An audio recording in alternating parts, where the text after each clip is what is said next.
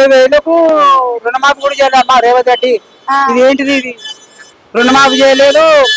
మళ్ళా రైతు బంధు రుణమాఫీ చేసి ఒక పరి వేస్తున్నాడు. మళ్ళా అంటే ఇప్పుడు పింఛన్ లేదు. అట్లా పెన్షన్ లేదు. అప్లై చేసిండ్రా? రాదన్నదమ్మా. నాకు 58 ఉన్నాయి. ఇప్పుడు 60 ఏళ్ళ కనబట్టి ఇప్పుడు 59 నడుస్తున్నాయి. అది సంగతి. అంటే ఇప్పుడు రైతు బంధు రైతు బీమా లాంటి పథకాలు పడినాయి. అప్పుడు లేదమ్మా, రైతు బంధు ఒకటి పడుతుంది. రుణమాఫీ చేయలేదు రైతులకు. 10 మంది చేస్తే 100 మంది చేసినాడు.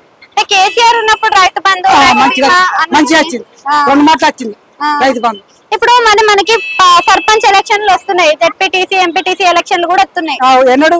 ఇప్పుడు వచ్చే నెలలో వచ్చేస్తాయి. రావంటారు కదా. ఇప్పుడు ఈ నెల రాదంటారు కదా. వచ్చే నెల కదా, దసరాప్పుడు కదా. మరి కావంటుండ్రు. ఎట్లా మరి ఇది ఒకవేళ పరిపాలన ఏమైనా మారే అవకాశం ఉందంటారా? ఇదే ఉంటదా? ఏమమ్మా చెప్పదాలము. పబ్లిక్ ఎట్లుందంటే ఎటు ఆటమైతే అటేస్తున్నామా. అది మనం చెప్పదాలం. మనం చేసి పెట్టుకోలేదు. ఎందుకంటే ఇప్పుడు రేవంత్ సారు ఎక్కింది కదా. ఎక్కితే రుణమాఫీ అందరు చేయాలి కదా. 10 మంచి చేసిండు, 10 మంచి చేయలేదమ్మా. ఇది పరిశాన్ ఉన్నది. ఆయన ఎప్పటికొస్తే మంచిదే.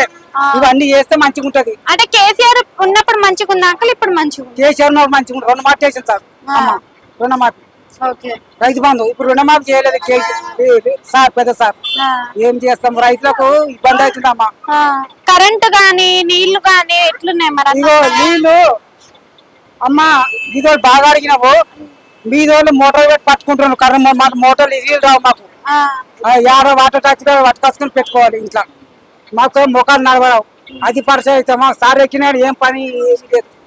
ఏమి ఓటు వేపించుకున్నాడు కానీ ఏమి.